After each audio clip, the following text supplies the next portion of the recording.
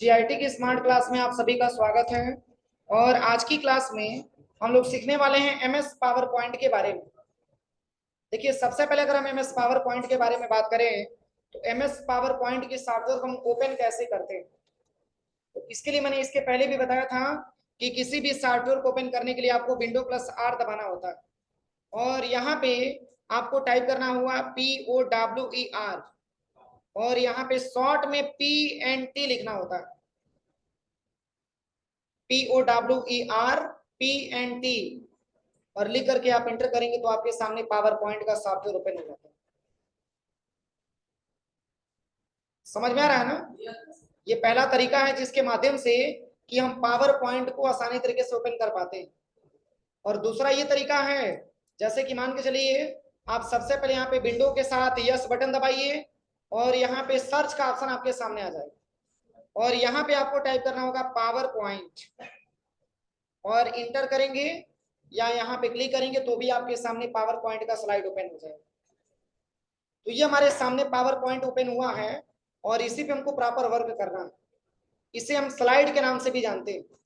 और दूसरा ये तरीका है, आप माउस से राइट क्लिक करिएगा और यहाँ पे आपको न्यू वाले ऑप्शन पे आना है और यहाँ पे माइक्रोसॉफ्ट पावर पॉइंट प्रेजेंटेशन के नाम से मिलेगा।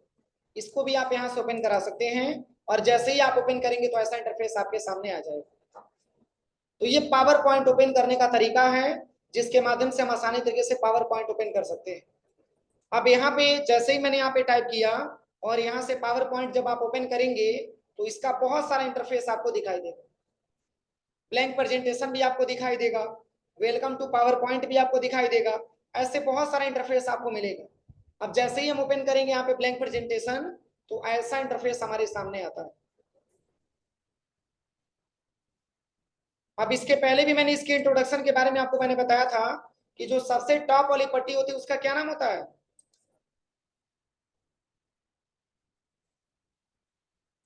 इसको हम जानते हैं टाइटल बार के नाम से। क्या नाम होता है? टाइटल बार होता है। और इसी टाइटल बार में पाया क्या जाता है, तो आपके क्विक एक्सेस टूल बार इसी में पाया जाता है और मिनिमाइज मैक्सिमाइज क्लोज बटन इसी में पाया जाता है और प्लस आपके सॉफ्टवेयर का नाम इसी में आपको दिखाता है। और प्लस इसी के जस्ट नीचे अगर हम यहाँ पे बात करें तो ये हमारा होता है मेनू बार, जिसको कि हम टैब के नाम से भी जानते हैं। और प्लस ये जो हमारा होता है इसका नाम क्या होता है? क्या नाम होता है इसका? रिबन। क्या नाम होता है? रिबन।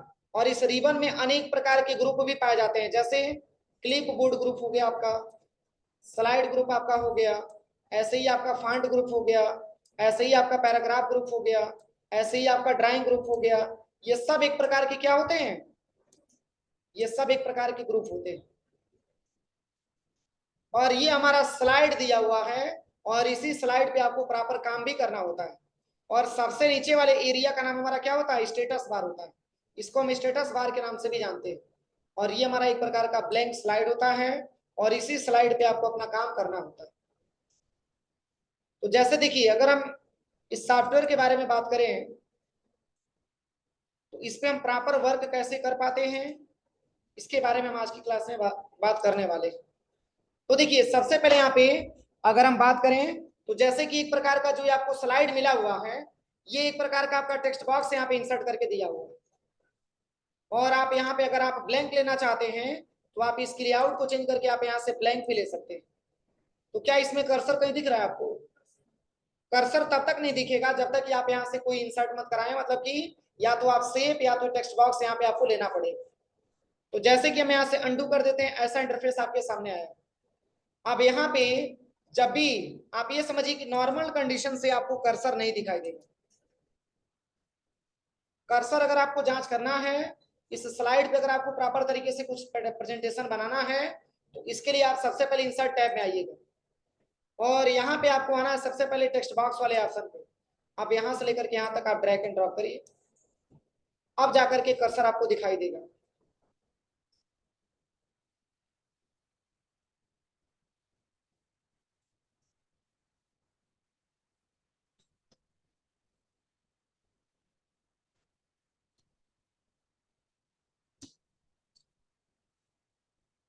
देखिए, अगर बिना आप शेप लिए सोचेंगे कि टाइप कर लें तो ऐसा संभव नहीं है। या तो आपको शेप लेना पड़ेगा या तो आपको टेक्स्ट बॉक्स लेना पड़ेगा, तब जाके आप उसमें टाइप कर सकते हैं।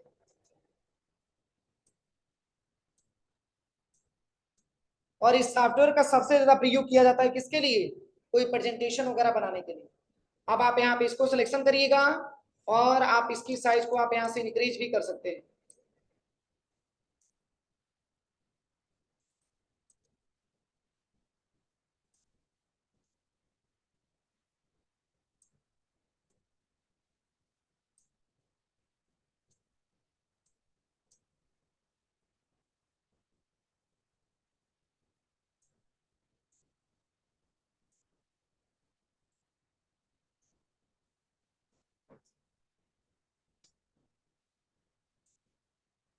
और देखिए, आप इसको एक जगह से दूसरे जगह लेके जा भी सकते हैं। समझ में आ रहा है ना? अगर कुछ कलर भी आपको करना है तो कलर भी आप कर सकते हैं। यहाँ पे कलर का भी ऑप्शन आपका दिया हुआ है।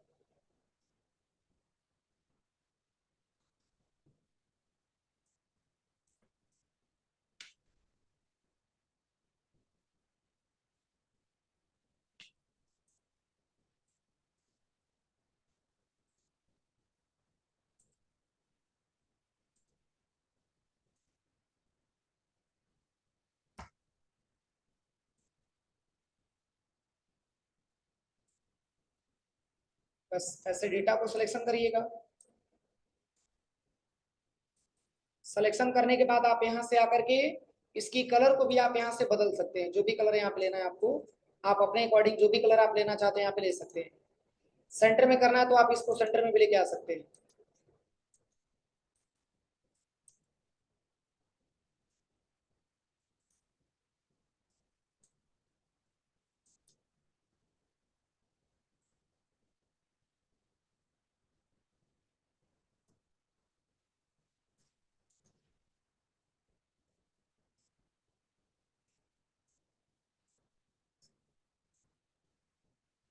तो देखिए, होम टैब में ऐसे बहुत सारे ऑप्शन दिए गए हैं जो कि ऑलरेडी आपको एमएस वर्ड में पढ़ा दिया गया। जैसे कि यहाँ पे कट कॉपी पेस्ट के बारे में आपको पता ही होगा, फॉर्मेट पेंटर के बारे में मैंने आपको बताया, ये पूरा बताया कि नहीं बताया? इसके बाद से यहाँ पे एक नया स्लाइड का भी ऑप्शन आपको मिल जाता है। इसकी शॉर्टकट की कंट्रोल प्लस एम होता है। अगर यहाँ से आप कंट्रोल एम दबाएंगे तो यहाँ से आप बहुत सारा स्लाइड यहाँ पे इंसर्ट करा सकते हैं। ये कंट्रोल एम से इंसर्ट होता है। और डिलीट करना है तो राइट क्लिक करिए और आप इस स्लाइड को यहाँ से डिलीट भी कर सकते हैं।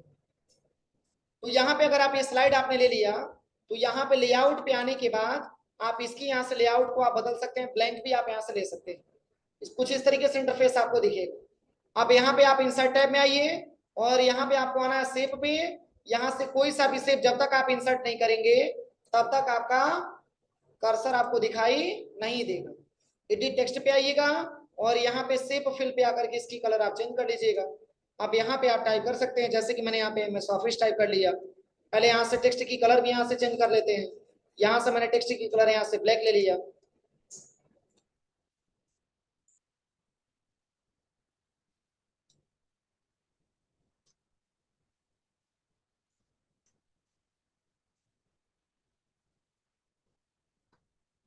अब देखिए, यहाँ पे और भी सारा ऑप्शन आपका दिया है। लेआउट मैंने अभी आपको बताया। रीसेट का मतलब क्या होता है? जैसे ही रीसेट करेंगे तो बिल्कुल पहले की अवस्था में हो जाएगा आपका कोई भी डेटा। अगर आपने खूब अच्छा से परिवर्तन आपने किया है, ऐसे सिलेक्शन करिए और यहाँ से रीसेट कर दीजिए।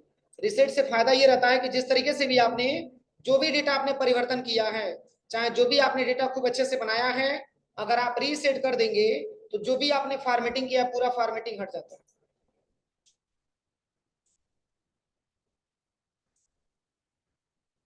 समझ में आ रहा है ना? जितना भी फॉर्मेटिंग आपने किया है, बस एक बार आप इस पे क्लिक करेंगे पूरा फॉर्मेटिंग यहाँ से गायब हो जाता है। तो यहाँ पे देखिए, यहाँ पे जो मैंने शेप लिया हुआ है और इस शेप में जैसे कि मान के चलिए कि शेप को मिडिल में लेके जाना हो या लिखे हुए टेक्स्ट को टॉप में लेके जाना हो तो सिलेक्शन करिए और यहाँ पे आपका अलाइनमेंट दिया हुआ है। इसमें आप टॉप में भी लेके आ सकते हैं, इसमें आप बॉटम में भी लेके आ सकते हैं। ठीक है ना? तो यहाँ पे आप अपने हिसाब से जो भी आपको यहाँ से चेंज करना है, आप यहाँ से आप इसको चेंज कर सकते हैं। शेप को बड़ा छोटा भी कर सकते हैं। अब इसी का डुप्लीकेट बनाना है तो कंट्रोल डी दबा करके एक डुप्लीकेट बना सकते हैं। MS वर्ड यहाँ पे हो जाएगा। फिर यहाँ पे सिलेक्शन करिए, फिर कंट्रोल के साथ डी बटन दबाइए, एक और से पैसे ले सकते हैं आप।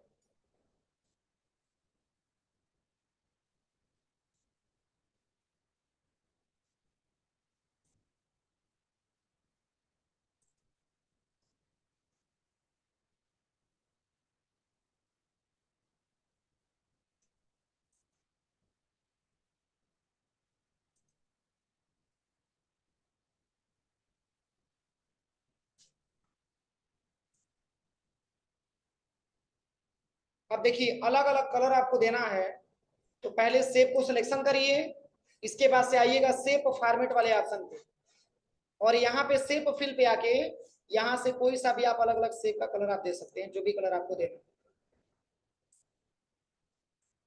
आप ये काम आप यहाँ से भी कर सकते हैं, शेप फिल का ऑप्शन यहाँ पर भी दिया हुआ है, आप यहाँ से भी कोई सा भी कलर आप ले सकते हैं, जो भी कलर आपको अच्छा लगे। यहाँ से सिलेक्शन करिए, सिलेक्शन करने के बाद यहाँ पे कोई सा भी आप शेप का कलर यहाँ से ले सकते हैं।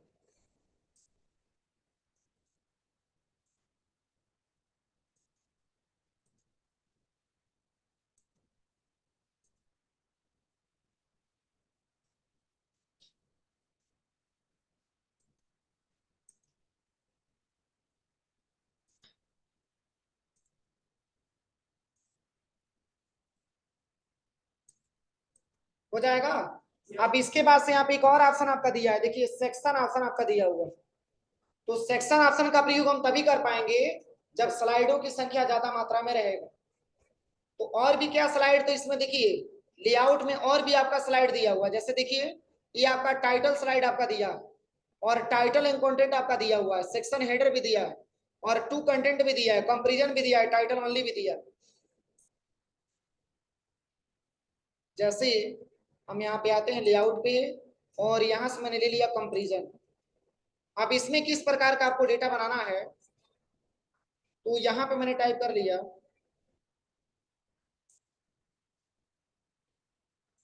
देखिए अगर इस तरीके से आपको डेटा बनाना है, कंपोनेंट्स ऑफ कंप्यूटर सिस्टम, और इसमें आप ऐड टेक्स्ट पे आइए, और यहाँ पे आने के बाद आपने टाइप कर दीजिए हार्ड, मतलब कि जो भी कंपोनेंट्स होते हैं अपने कंप्यूटर सिस्टम के, एक आपका क्या होता है, हार्डवेयर भी तो होता है, और दूसरा आपका सॉफ्टवेयर होता है। यहाँ पे क्लिक करिए, यहाँ पे आपको दे देना है हार्डवेयर, और फिर यहाँ पे आइएगा, यहाँ पे आपको देना है सॉफ्टवेयर। अब हार्डवेयर और सॉफ्टवेयर के बारे में इसमें आपको टाइप करना है, तो यहाँ पे आप आ जाइएगा क्रोम वाले ऑप्शन पे, और यहाँ पे आने के बाद यहाँ पे टाइप कर लीजिएगा about computer hardware, about computer hardware. अब इसमें जो है आप अलग अलग बना सकते हैं, जैसे कि मैंने ये सब यहाँ से मैंने कॉपी कर लिया, और यही सेम डेटा ला करके हम इसमें पेस्ट कर लेते हैं। समझ में आ रहा है ना, एक प्रेजेंटेशन हमको बनाना है, सॉफ्टवेयर के बारे में हमको बनाना है, तो यहाँ पे बस हार्डवेयर की जगह पे यहाँ से आप लिख लीजिएगा सॉफ्टवेयर।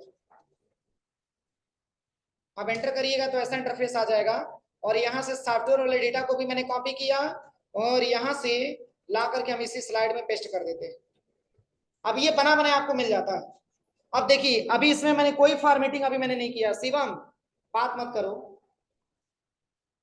यहाँ पे देखिए मैंने डेटा को सिलेक्शन किया, चूंकि मेन हेडिंग है, इसकी साइज को हम यहाँ से थोड़ा सा इंक्रीज कर लेते हैं।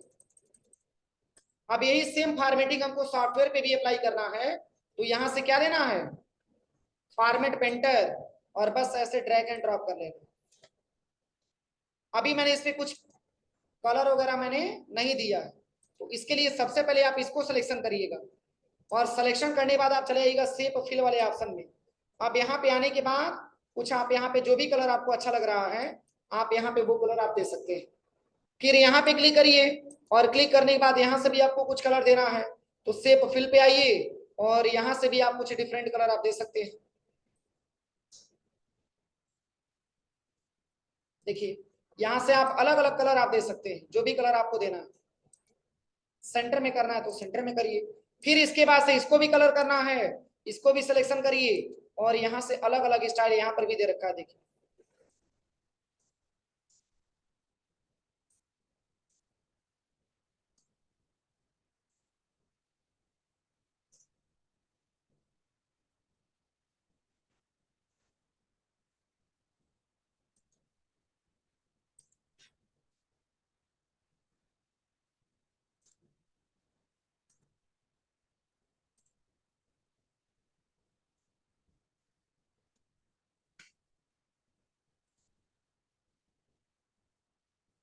ये देखिए केवल दिक्कत हो रही है कॉपी पेस्ट मैंने टाइप किया है, तो अगर आप केवल लिखे होते तो ऐसा दिक्कत नहीं आती। अब देखिए और भी फॉर्मेटिंग इसका करना है तो आपके लिए डिजाइन टैब आपका दिया हुआ है। आप यहाँ से कोई सा भी अलग अलग आप डिजाइन ले सकते हैं, जो भी यहाँ पे आपको डिजाइन लेना होगा, बहुत सारा आपका डिजाइन यहाँ पे दे रखा है, अलग अलग इंफॉर्मेशन। देखिए अब इसी को अगर बड़ा करके आप देखना चाहते हैं तो यहीं पे आपको shift plus F5 button press करना होता है, ऐसा इंटरफेस आ जाता है। समझ में आ रहा है ना? तो इस तरीके से अगर आपको डेटा बनाना हो तो इसके लिए MS पावर पॉइंट की रिक्वायरमेंट आती है। और भी यहाँ पे आप एक कंट्रोल एम से एक नया स्लाइड ले लीजिए। अब इसमें भी जैसे कि आपको डेटा बनाना है तो फिर यहाँ पे मैंने टाइप कर लिया अबाउट कंप्यूटर मेमोरी।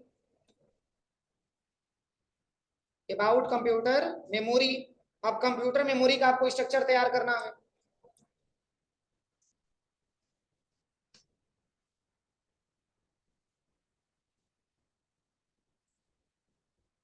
आप यहाँ से भी जो भी कलर आपको देना है यहाँ से दे सकते हैं।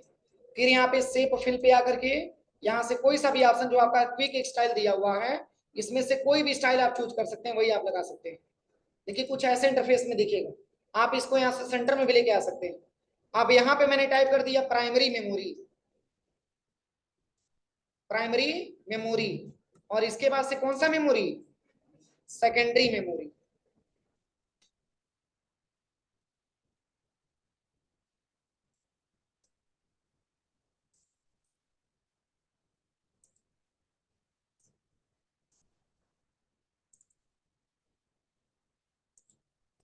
अब जैसे कि दोनों के बारे में आप कुछ एक्सप्लेन करना चाहते हैं तो आप क्रोम पे आइए सबसे पहले, और यहाँ पे आप टाइप करिएगा कंप्यूटर मेमोरी के बारे में, अबाउट प्राइमरी मेमोरी। अब ये प्राइमरी मेमोरी का बहुत सारा इंट्रोडक्शन आ जाएगा, यहाँ से आप इसको ले सकते हैं।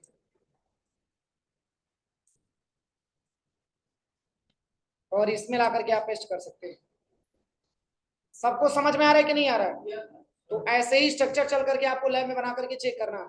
इसके बाद से सेकेंडरी मेमोरी, और यहाँ पे आइएगा सबसे पहले यहाँ पे आपको टाइप करना है सेकेंडरी मेमोरी।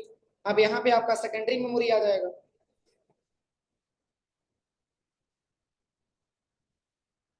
सेकेंडरी मेमोरी, इसको भी हम यहाँ से कॉपी कर लेते हैं, ये सेकेंडरी मेमोरी हो जाएगा। तो ऐसे लैब में चल करके आप लोग बना करके चेक करिए। यही आपका प्रेजेंटेशन है, इसमें बहुत सारा ऑप्शन आपका दिया है, ये सब स्टेप बाय स्टेप सब पढ़ाया जाएगा। पहले ये सारा प्रयोग करके आप एक एक करके चेक करिए।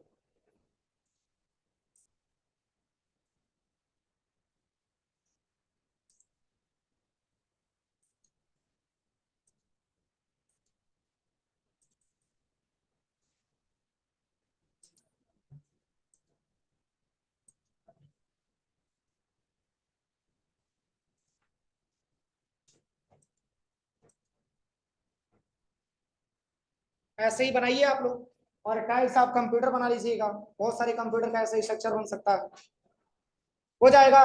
तो ये चल करके लैब में आप लोग प्रैक्टिकल करिए पूरा।